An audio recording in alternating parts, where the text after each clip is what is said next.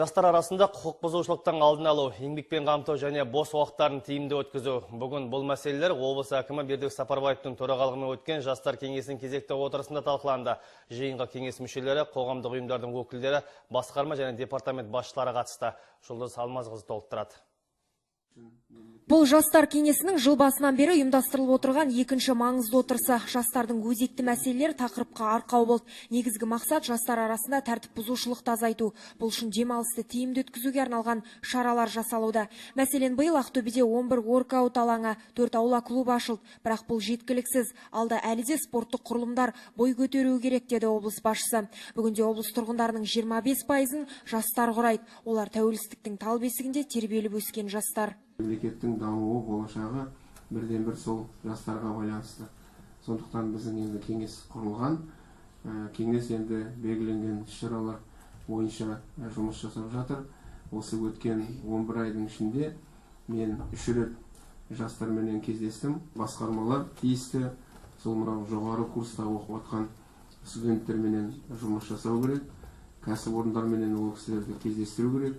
Жыл басынан бері жоғары және орта оқу орындарында жастарды жат ағымдардан сақтандыруды көздеген 200-ден астам шара өткен. Оған 15 мың жас қатысты. Халық қауіпсіздігін қамтамасыз ету жұмыс тобының мүшелері теріс ағымда жүргендермен 1200 жеке кездесу өткен. Нәтижесінде 30%-ы дәстүрлі дінге бет бұрған.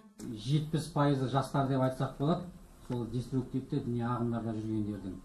Ал мына мешітке барып атқан жастардың, жамағаттың 80%-дайы сол жастар. Көбінесе бізде үлкен орта жастағылар өте аз.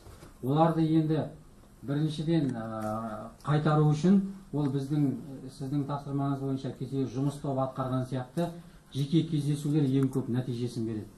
Жұмыссыздардың электронды базасы құрылуы тиіс. Әр мектепте түлек KZ сайты жұмыс істеу керек. Бұдан өзге ірі кәсіпорындарда жастар кеңесі құрылуы шарт.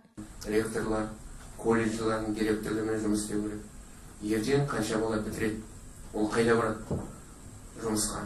Тиісті мемлекеттік органдар, жастар басқармасы, білім, денсаулық, спорт, мәдениет, одан кейін кәсіпкерлік бәріге жұмыс жасау керек.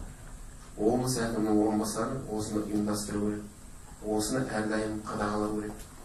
Бірде-бір жастардың ұсынысы ескерусіз, елеусіз қалмау керек. Жұлдыз Алмазқызы, Мерлан Аманжолов, Қазақстан, Ақтөбе.